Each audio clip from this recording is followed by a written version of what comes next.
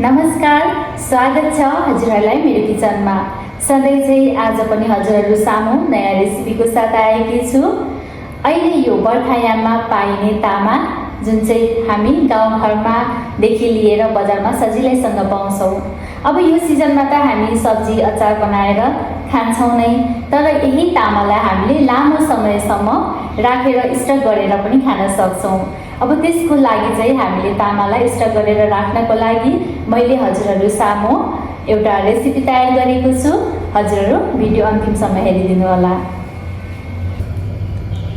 अब यो हेर्दाखेरि यो एकदमै छिप्पैको जस्तो लाग्छ, एकदमै ठुलो छ हैन, तर यो खालको तामा चाहिँ एकदमै कलिलो हुन्छ। यसलाई चाहिँ मैले हेर्नुहोस् न अब यति सजिलै तरिकासँग यसरी काट्दैछु।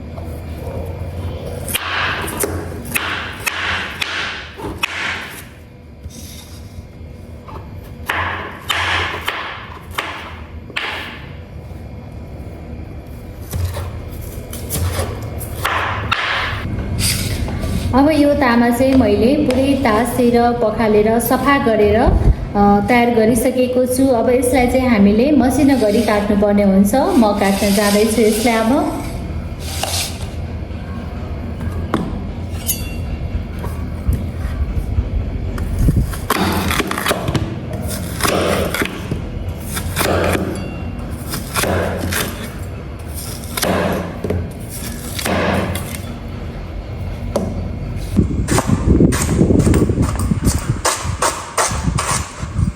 यसलाई चाहिँ हामीले यत्रो साइजको बनाउँदा राम्रो हुन्छ।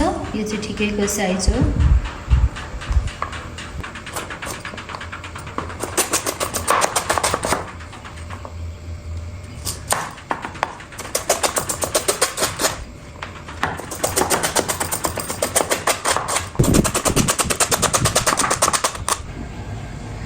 अब यो तामा चाहिँ पुरै काटेर मैले तयार गरिसकेको छु। अब यसमा म बेसार राख्दैछु।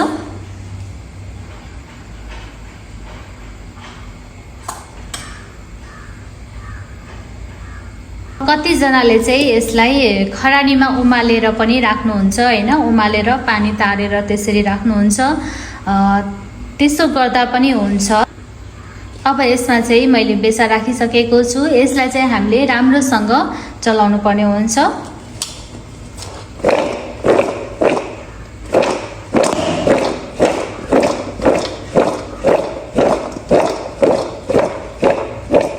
अब यस्तो सजिलै तरिकासँग यो अब यसरी हुँदैन। यसलाई चाहिँ राम्रो तरिकासँग हामीले हातको प्रयोग गरेर राम्रोसँग यसलाई यसरी चलाइदिउँ।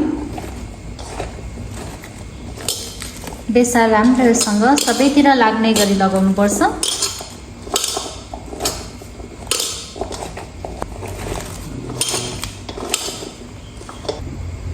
अब यो पुरै तयार भइसकेको छ। यसलाई चाहिँ अब हामी बट्टामा खनाउँ। मैले चाहिँ यहाँ प्लास्टिकको बट्टा लिएकी छु।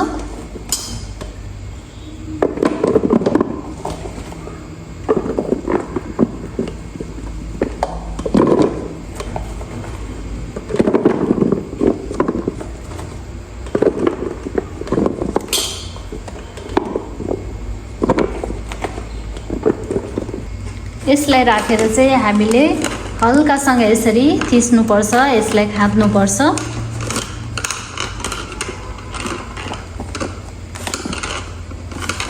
जतिसम्म हुन्छ यसलाई खाँदेर राखौँ।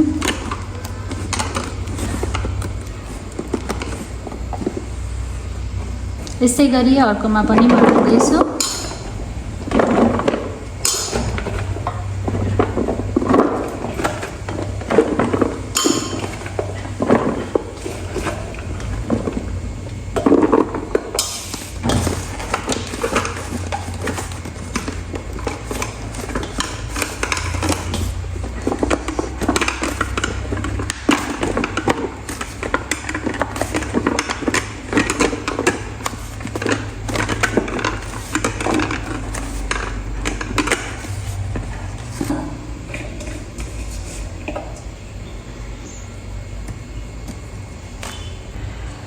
अब यसलाई चाहिँ हामीले टाइट बिर्को लाग्ने गरी यसरी लगाउनुपर्छ। एकदमै टाइट गरेर कस्दिने, खुल्ला लुज हुने खालको चाहिँ लगाउनु हुँदैन। यसरी टाइट गर्ने गरी यसलाई बन्द गर्नुपर्छ।